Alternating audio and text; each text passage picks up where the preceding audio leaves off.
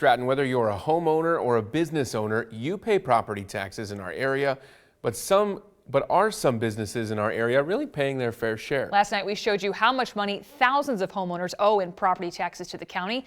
And tonight we take a closer look at the burden some companies are putting on taxpayers. It's in part 2 of our 3-part Digging Deeper series, Delinquent.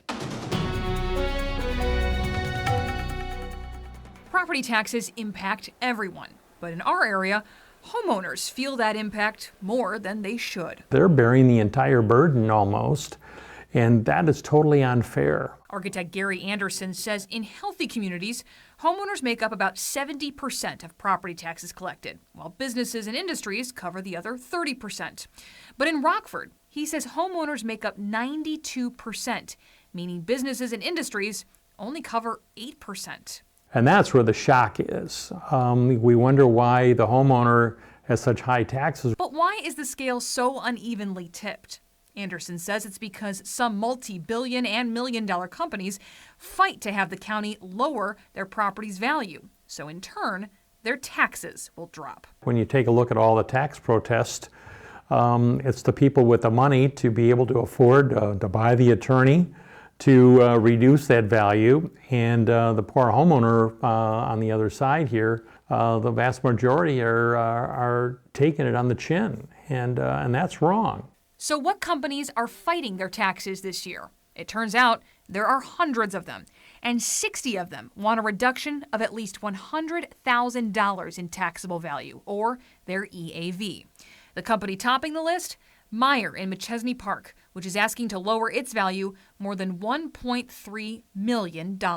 It all comes back to wanting to pay less property taxes. Winnebago County Supervisor of Assessments Tom Hodges says if Meyer won that reduction, it would see a significant drop in property taxes. Under the current rate, it would equal more than $156,000. 13 News reached out to Meyer for an interview, and it provided this comment, quote, "Our goal is to keep prices as low as possible for our customers, and one way we do that is by ensuring we pay a fair and equitable amount of property tax." That's the extent of our comment. But Meyer is far from the only big box store fighting to pay lower taxes. Target in Machesney Park wants a $700,000 reduction in taxable value. Home Depot in Rockford wants more than a $250,000 reduction. And Woodman's in Rockford is fighting for the 4th year in a row to lower its value. This year, asking for a cut of nearly $500,000. In all, more than $47 million in taxable value are on the chopping block. If that all got approved, the county could lose roughly $5.4 million. However, Hodges says that is unlikely. I think it's usually about 60% of all requests see some sort of reduction. And it may be for less than they're requesting. However, that still impacts the area. The taxing district is still asking for has the same budget generally, so that does have an effect on the tax rate. And an effect on you, the taxpayer. What really is bothersome is that the city and the county, the park district, everybody is crying where they don't have the funds here to provide the necessary services to our community. Well, you don't have to look too far to say, well, if you looked at the EAV, this is what's going to happen and continue to happen. Anderson says the county and every city in it needs to be adamant about property values, not just for the sake of lowering property taxes, but for enticing new business. We have created a culture here in Rockford, let's keep our values low so we keep our taxes low.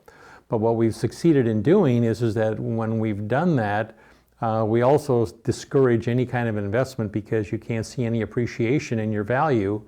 And that's the wrong way to be doing things. Now Anderson says it's time for Winnebago County to fight for the right way to do things and start valuing what's important for the area's growth. And it's not just property tax breaks some businesses and industries are getting in our area. There are other financial breaks and incentives that some in our area are helping businesses at the expense of the taxpayer. We have more on that tomorrow in part 3 of our series, Delinquent. Then after this 3-part series, join us for a conversation on taxes and recapturing our neighborhoods. A town hall is Tuesday, November 19th from 6:30 to 8 at the Salvation Army Community Center in Rockford.